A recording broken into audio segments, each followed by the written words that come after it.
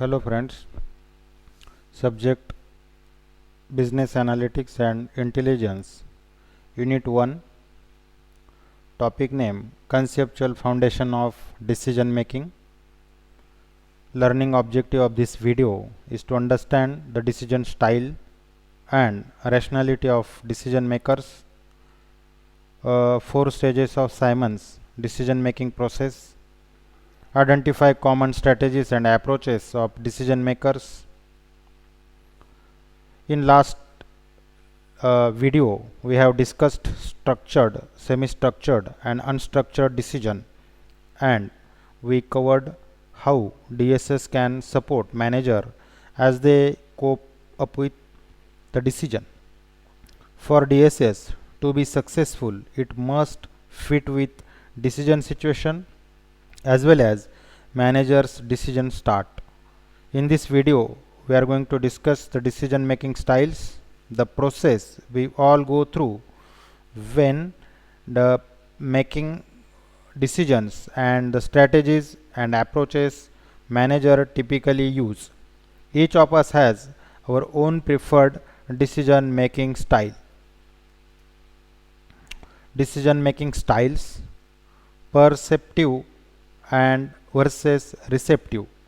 Perceptive individual come into an situation with expectation, use concepts to filter data and look at what information confirms or deviates from their assumption.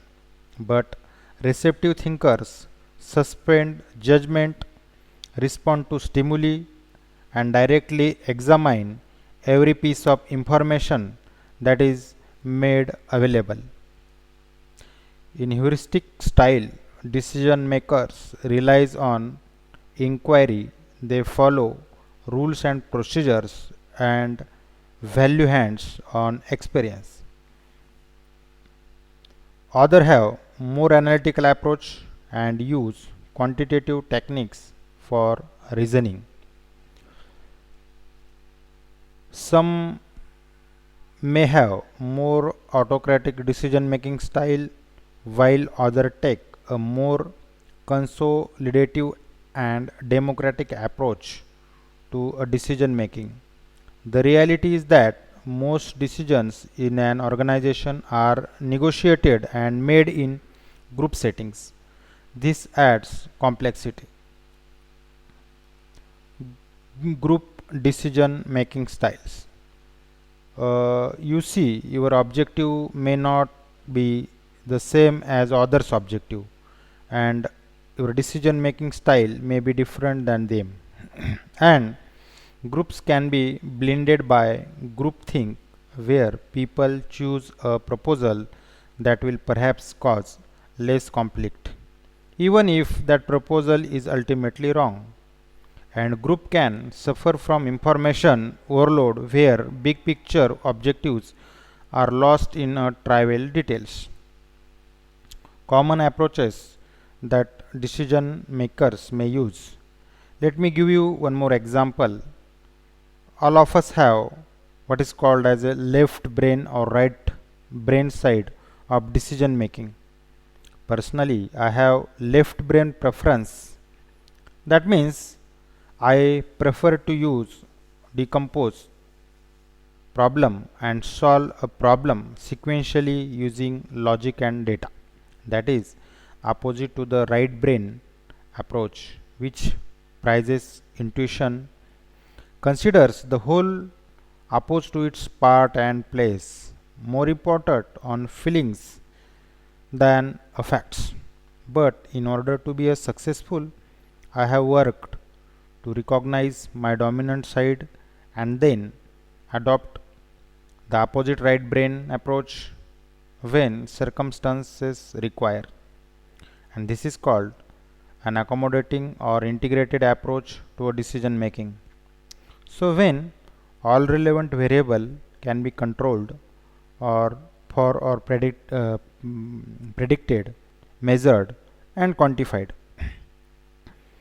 I take left brain approach, but when situation calls for experimenting with unknowns, Without specifying premises or procedures, I may take deep breath and leverage a right brain approach.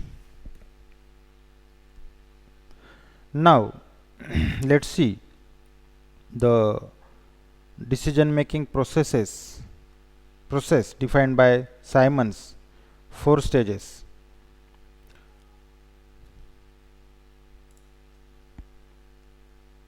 Decision making process starts with an intelligent phase. This is where we define problem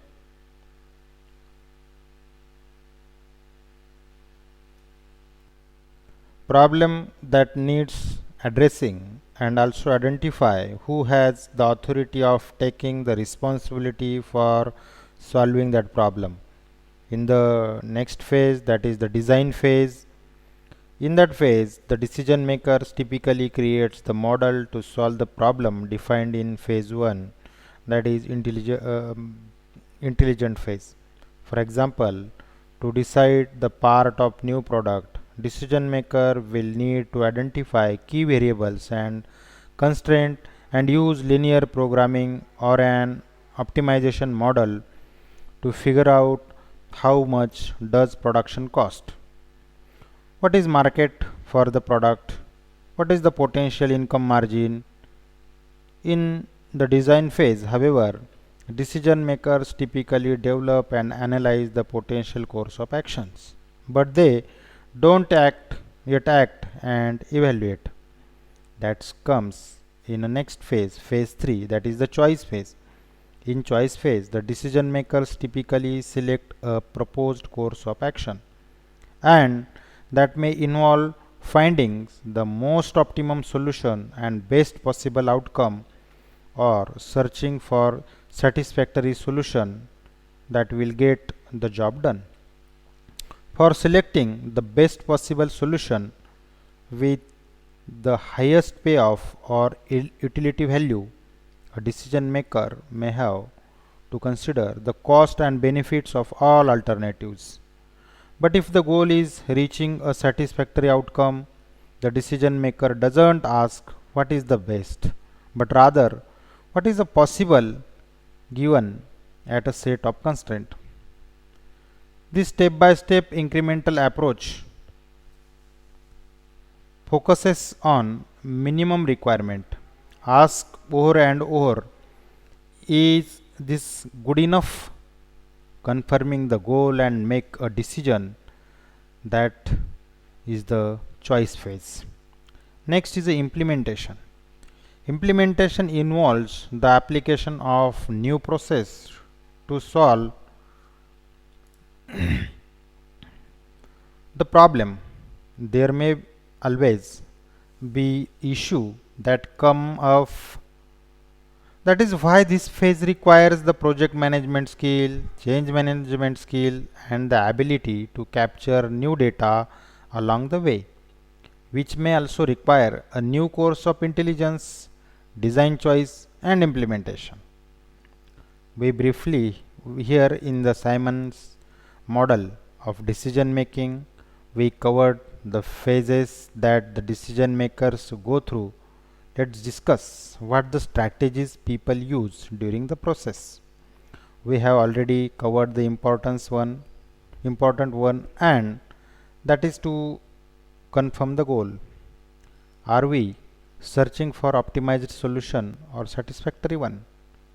The first goal, assume a normative approach and focus on absolute best solution regardless of cost or utility. The second goal, however, assume the descriptive approach and focus on incremental victories that are never perfect but are attainable. Common strategies of decision makers. This is not as simple as it sounds. Optimization requires complete rationality on part of the decision makers. Humans, however, have a limited capacity of rational thinking. We generally construct an and analyze simplified model of a real situation by considering fewer alternatives, criteria and constraint than actually exist. Irrational solution for simplified model may not be irrational for complex real world problem. On the other hand, on the other hand, identifying a satisfactory solution may require checking the utility of decision against subset of criteria.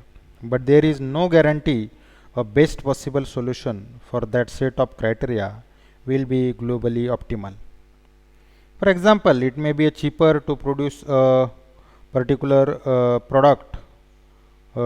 production in a particular village, but due to less connectivity, it may increase amount of time it takes to get your product to urban area.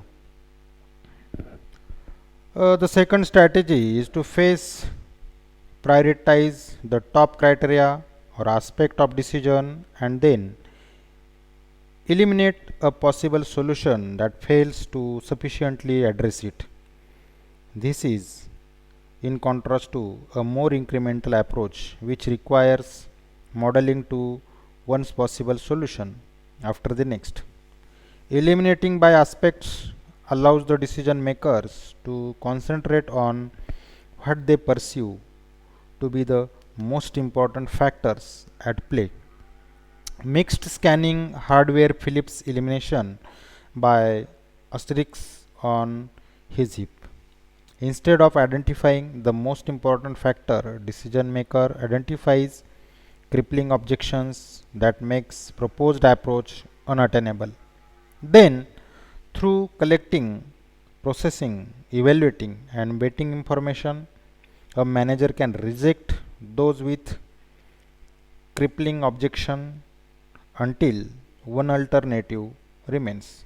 And finally, decision makers may eliminate or minimize the risk. While all decisions are made in unstable environment, the uncertainty associated with the result of particular course of action may be just too great to even consider. There are thousands of possibles what if scenario for every decision, but a good rule of thumb is to identify four: the worst, best, average and most likely scenario. This exercise helps decision maker to assess risk. Decision making can be incredibly complex thing, and given that every decision maker goes through a similar process, the question naturally becomes how can computerized support for decision making help? We are going to discuss this in our next video.